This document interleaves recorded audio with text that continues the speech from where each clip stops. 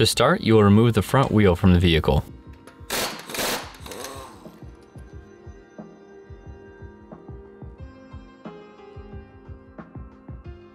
Once the wheel is removed, you will uninstall the vehicle's tie rod from the shock.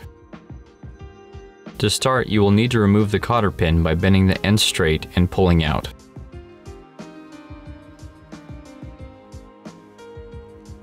You will now be able to remove the tie rod nut that holds the tie rod end to the shock.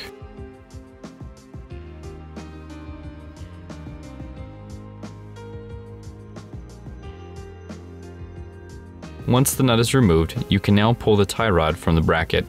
In some cases, especially with OEM suspension, this may take some persuasion as the tie rod end is typically wedged into the arm. You will now want to remove the speed sensor and brake line brackets from the side of the shock. Each will be held in by a bolt to the bracket.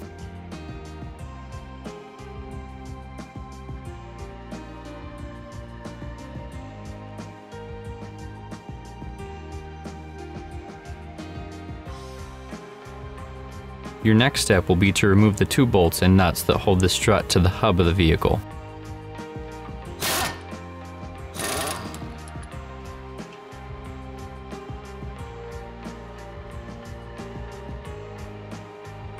Once these are removed, you will be able to slide the shock away from the hub.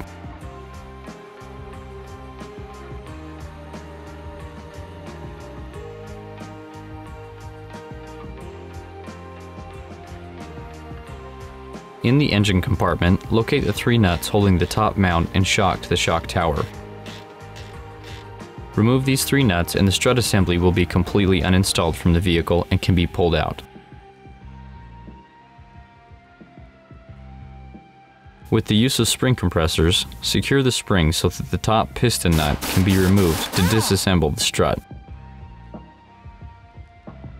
With the OEM upper mount removed from the old suspension, you will reuse a few pieces from the coilover setup. The two main pieces that need to be reused will be the OEM upper bearing and OEM top mount.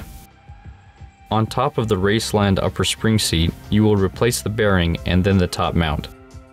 This will then get bolted down completely with the new supplied Raceland nut. It'll be very important that this bearing is not only present but in proper working order to avoid any issues or noises that may result from misinstallation.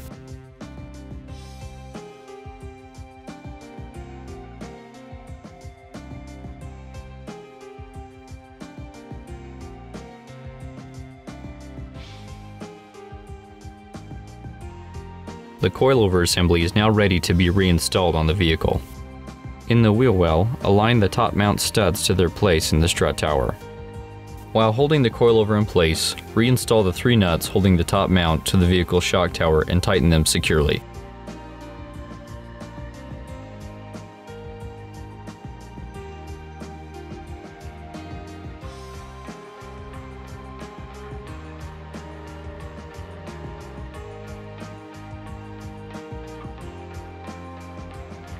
The two lower mount bolts and nuts will be reinstalled next.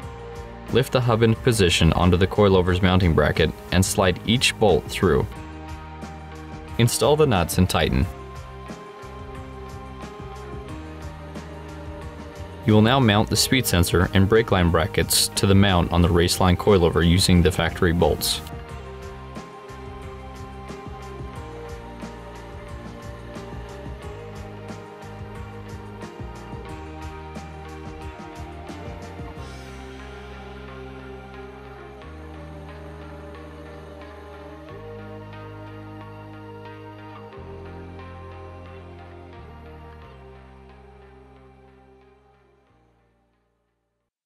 The tie rod will now be installed onto the coilover's tie rod bracket. Now that the suspension angles and heights have been changed, it will become necessary to adjust the tie rod end to the appropriate length for the new strut. Slide the tie rod end into the bracket and reinstall the nut holding the tie rod to the bracket.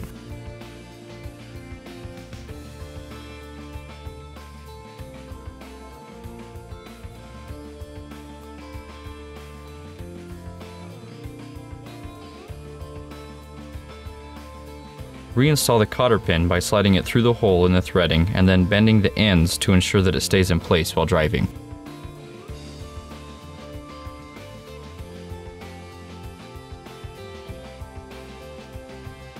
The installation of this corner is now complete and you can install the front wheel.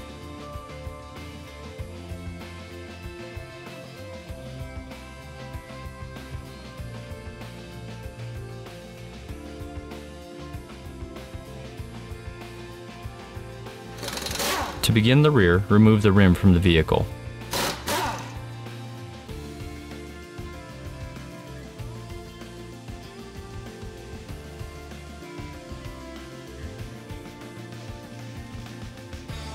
With the wheel removed, you will remove the nut and bolt holding the upper control arm to the hub of the vehicle.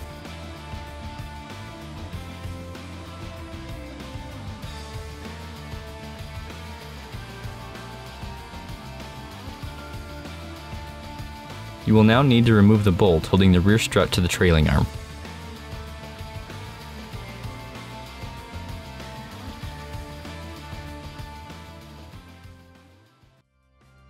The next step will be to remove the trunk's carpet and insulation in order to gain access to the rear shock's upper strut mounts.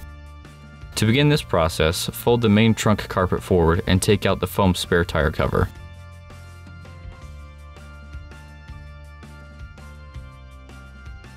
Next, unclip the plastic panel that covers the trunk latch on the back side of the trunk. Remove the small panel that covers the back side of the taillight access.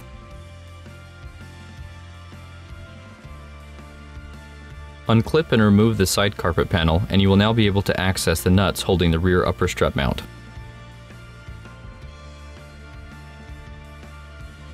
Remove these two nuts and the strut assembly will now be free from the vehicle and can be completely removed.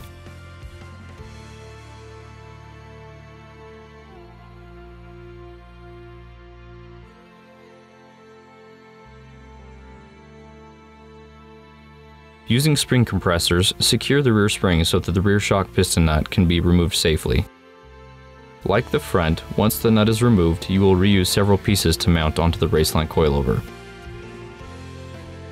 Once the rear upper mount is free from the shock, remove the OEM dust boot by simply pulling away from the mount. Once removed, you will need to slide the rubber insulator pad off the dust cover and place the insulator back onto the top mount. You will now install the strut mount to the Raceland coilover.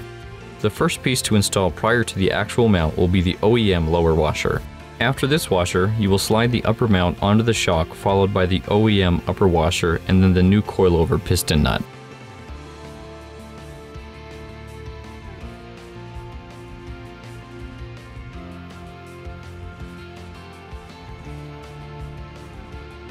You will now tighten this nut down completely.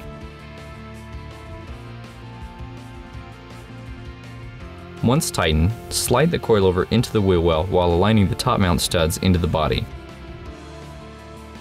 Back in the trunk, you will reinstall the two nuts holding the top mount to the body.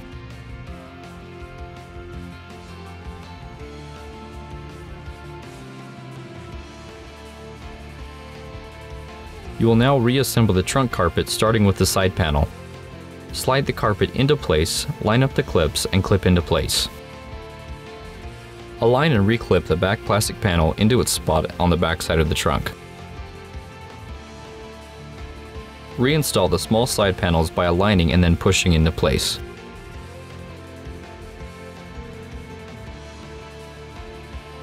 Slide the foam spare tire cover in and then fold the trunk carpet back into place.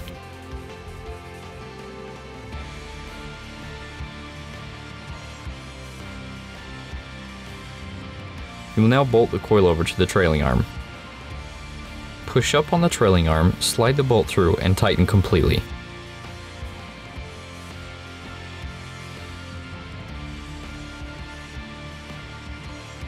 Reinstall the nut and bolt holding the upper control arm to the hub of the vehicle.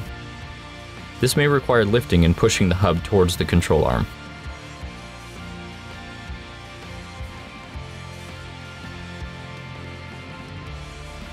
You can now install the rear wheel and this corner installation is now complete.